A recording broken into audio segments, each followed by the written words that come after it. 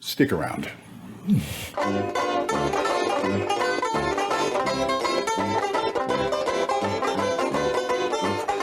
Hi folks, Old Man Grognard here. Got another review of a really, really good game. And it was surprising to me, but in a good way. I am talking about Gunderholfen. This is a 2019 release. It's 420 pages, and it is written and illustrated by one guy, G. Hawkins. It is for Osric, but you can use it with any old school game, and probably some new school games too, probably the current edition, who knows. I got a lot to unpack here. So here's the book. It is a PDF, but you can also get, this is a print on demand, pretty solid book. There is a few things like, it's hardback, so sometimes you get the, not as good. I mean, it holds together. It opens in a weird place.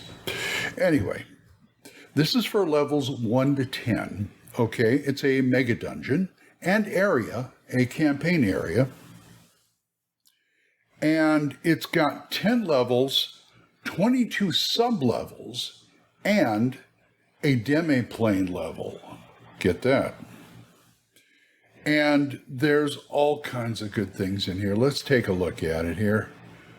Now, here it shows here a little bit of the information on what information in this town called Longfeld, which is the main city near Gunderholfen, and what kind of information people know, if they're residents, if they're new there, or they've been there a while, or whatever.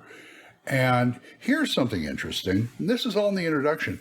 Here's patrons who will want you to go into Gunderholfen. Give them, so they can have an excuse to go.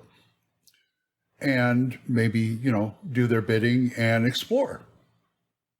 Lot of people in town that would want you the PCs to explore. Okay, here's one of the levels, page from one of the levels. And what I like about it is, one, it's written in a very terse way. And I'm saying that as a good thing, because I really feel that room descriptions and things like that are supposed to be like, I would have rather it have been bullet pointed, but he gives maybe a couple of paragraphs. He only goes into details if he has to, like in the lower dungeons where they got major stuff going on. But most of it is like this. And if you notice, he lays out the room. He also lays out the encounter of the monsters. And what I like about it is he gives the stats, and then he gives the hit points of individual monsters. I always like that. I mean, yeah, I could do average hit points, but everybody says you're not supposed to do that, but I've done it on occasion. And it just saves me the effort of rolling hit points for monsters. It's right there. And by the way, he said this book is to be written in. I'm still trying to find it. I find it hard to do that because I'll tell you, you probably can guess it, but I'll tell you later. And here's the demi-plane level. Okay. The demi-plane level, it actually has its own little islands. It's got its cities, people live there. There's even a black dragon in there somewhere. This was created by a mage who wanted his own little pocket world that he could do his stuff in. He's gone now. And it's been, but people still live there and things still go on there. You could actually probably have a whole campaign in this demi-plane right here, which would be kind of interesting. And, here's more of the monsters, or rather more of the dungeon. Anyway, here's what the demi-plane looks like. Ain't that cool? Yeah, and that's the side view. You see like a island there and a few other islands, and different things live on the islands. The main island is where most of the people live. Once again, it's just a beautiful way of doing stuff. And what else do we have here? Here's deeper in the dungeon. And I like this because deeper in the dungeon you go. This is the first real mega dungeon or dungeon that I felt that it feels more dangerous as you go down. The first few levels are almost like the Lost City, if you remember that old module. It's almost like, okay, this has a encampment of orcs in it. This level has encampment of kobolds. This one has an encampment of hobgoblins and all this other stuff. But when you start getting down, you start really feeling like the factions. There are factions down there. There's an evil cult. There's demons, and it really gets dangerous. Now, this is the appendix. Here's what makes it really shine, the appendixes. I love the appendixes in here because they've got so much. This one is the new and variant monsters, of course. And some of them go from mundane to rather interesting. And they also give you new and variant magic items, like so. I like the armor of, the armor of distance, obstinance or something like that.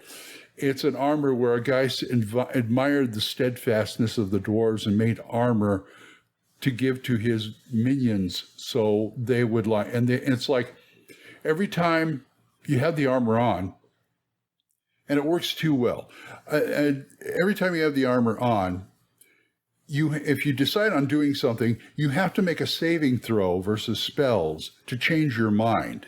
And if somebody's trying to change your mind, you're making them roll at -2. So there's that. I love this kind of stuff. A little quirky, but not by much. Okay, they do have an area here of the town of Longfeld. So you have a town, or they call it a city. It's about 6,000 people. It gives you a side quest, a side adventure. It's about 2, 3, 4 pages with maps. Tower of the Swamp, because there is a tower in the swamp where Gunderholfen is. It's in the middle. It's in the middle of a swamp. You go down. And they give you that tower to fool around with. There's a bunch of orcs are in there right now, clean it out, whatever. Great for, beginners. Encounter pack. This is fantastic. It's got NPCs. That chart you see there is the percentage of what level of NPC party you're going to run into. You have rival adventuring parties here that you could use as NPCs or as the whole anybody. That's great for pre-gens. Speaking of pre-gens, they have plenty of those too. I mean, here's an encounter table for the town, okay, and how the encounter starts. Like somebody gets bumped into, somebody steals a purse or whatever. I like that. Here's reactions, or rather, street scenes, stuff that happens while they're walking around the town. This is the area of Longfeld, and you can see Gunderholfen in there and the town. Here's a side view of the dungeon, by the way. You notice there's 3 entrances. You can go into level 1, you can go into level 5, and you can go into level 8.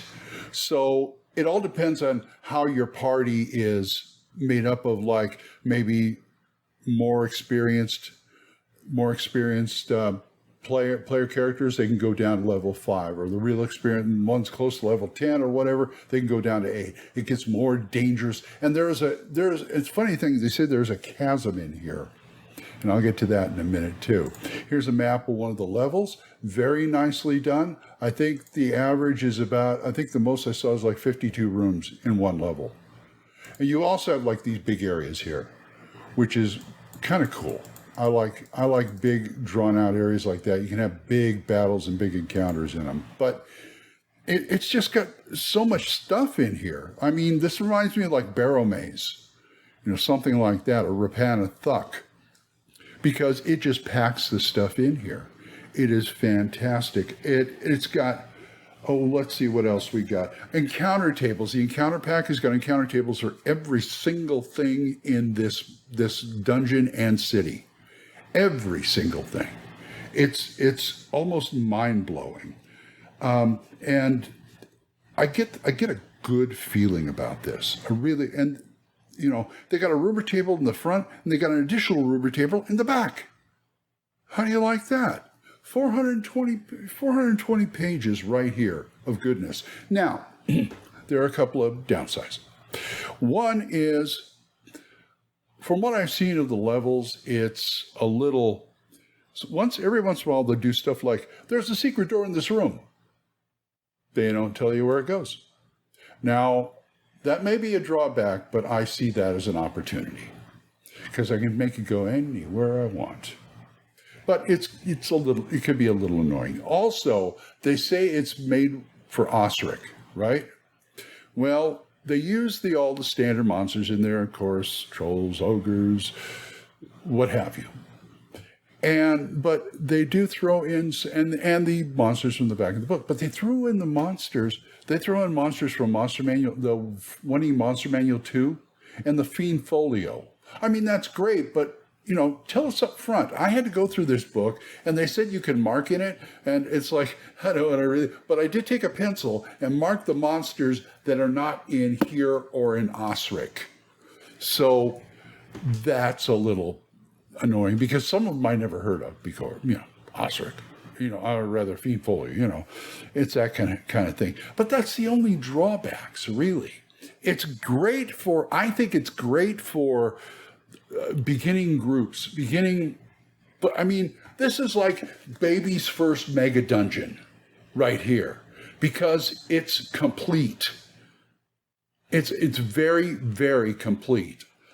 I mean, there are other things like Rapanathak, Undermountain, I mentioned Barrow Maze and stuff, but this one it doesn't hold your hand, but you can follow it so easily. And the deeper you get, the more dangerous. It really feels like you get more dangerous as you go on. I mean, yes, it's a little vanilla. It's kind of the other reviews have said it's kind of vanilla, but yeah, okay, fine.